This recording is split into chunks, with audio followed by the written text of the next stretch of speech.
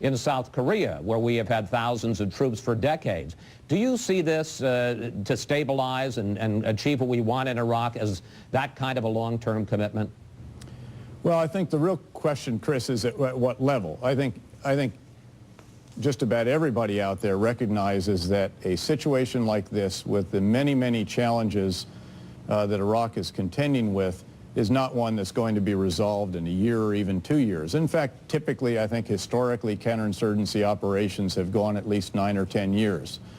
The question is, of course, at what level, how much will we have to continue to contribute during that time, how much more can the Iraqi security forces and the Iraqi government pick up as this goes along. And I think that's the real question. And I'm not sure what the right analogy is, whether it's Korea or what have you. I think all that the folks in Washington were trying to indicate by that was that there is some possibility of some form of long-term security arrangement over time.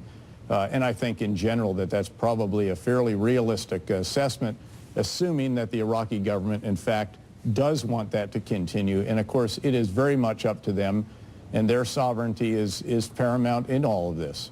General, we have less than a minute left. Let's get to the bottom line here. Do you feel that we can still win in Iraq, that we can leave behind a stable, democratic government? Chris, if I didn't believe that, I wouldn't be here. I wouldn't be leading the finest of young American men and women who are putting their lives on the line every day.